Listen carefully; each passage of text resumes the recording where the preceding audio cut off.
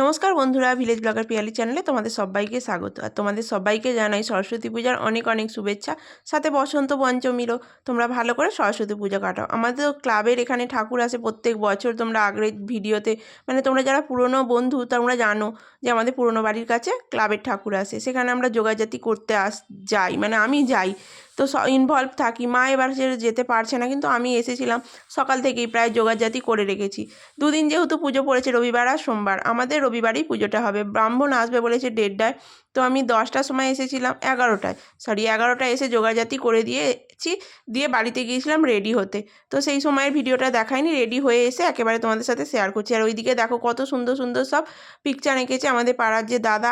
আগের বছরের ভিডিও যদি দেখে থাকো তো তোমরা বুঝতে পারবে যে প্রত্যেক বছরই নতুন নতুন জিনিস আঁকা হয়। আর পাশের টবগুলো দেখেছো ফুলের, কত সুন্দর, আমার এক কাকার ছেলে। তো এই টবগুলো, আর দেয়ালে দেখতেই পেয়েছো সব হাতের কাজ করা, সব কিন্তু আমাদের পাড়ার ছেলেরা, দাদারা, ভাইরা মিলেই কাজগুলো কমপ্লিট করে। আর এবারেও হয়েছে খড়ের চাল আর মাটির দেয়াল যেমন আমাদের হয়। আর ছোটো ছোটো প্রজাপতি যে দেখতে পেয়েছো কি সুন্দর লাগছে, সব হলুদ পরীরা হলুদ হলুদ শাড়ি পরে আর সেজে গুজে দাঁড়িয়েছে, কি অপূর্ব যে লাগছে কি বলবো।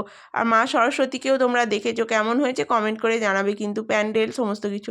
আর দেখো 1:30 ছেড়ে 2টো বাজতে যাচ্ছে, এখনও ব্রাহ্মণ আসেনি, তাই তোমাদের সাথে সমস্তটাই শেয়ার করছি। কত কষ্ট করে যোগাযাতি করেছি, এখনও আসছে না। যাক, অবশেষে এসে পৌঁছেছেন, পুরো পুজো শুরু হয়েছে।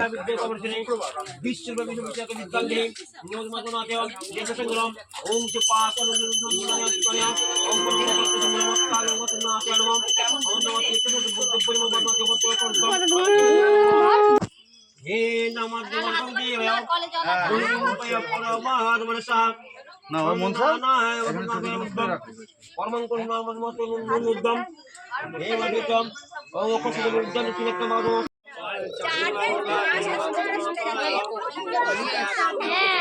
তাড়াতাড়ি মনে হচ্ছে পুজোটা শেষ হলে ভালো হয়।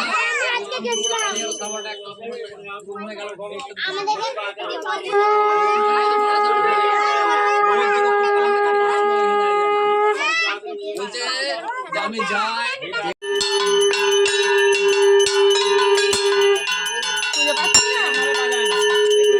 খুঁজে পাচ্ছি না।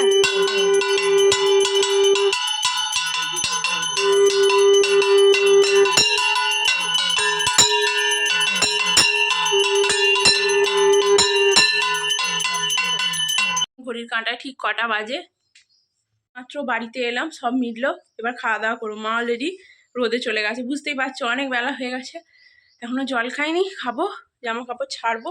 তোমাদের তো দেখানোই হয়নি কেমন সাজগোজ করলাম, দাঁড়াও আয়নায় না হলে দেখতে পাবে না, ব্যাক ক্যামেরায়। একদমই সিম্পল সাজগোজ করেছি, বুঝতেই পারছো।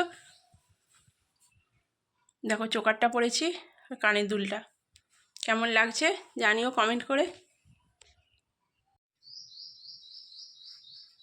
জামা চেঞ্জ করেছি, করে খেতে বসে পড়েছি। সরস্বতী পুজোর স্পেশাল মেনু যেটা সবসময় হতেই হয়, খিচুড়ি, বেগুন ভাজা, সিম ভাজা, আলু ভাজা আর মাছ ভাজা।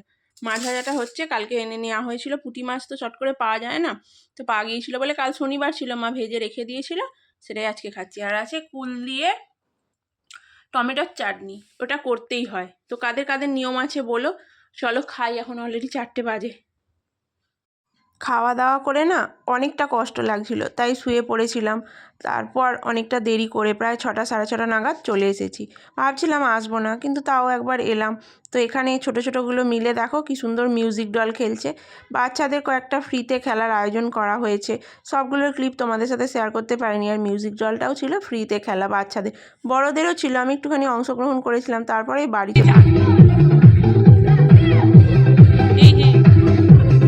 ওখান থেকে খেলা হচ্ছে একটা দিয়েছিলাম, পারিনি, তাড়াহুড়ো করছিলাম, দাঁড়িয়ে গেল একটু, আমি চলে এসেছি। আর এখন খেয়ে নেবো। সো এই দুপুরে খেয়েছিলাম, কিছু খাইনি, গ্যাস মতো হচ্ছিলো বলে।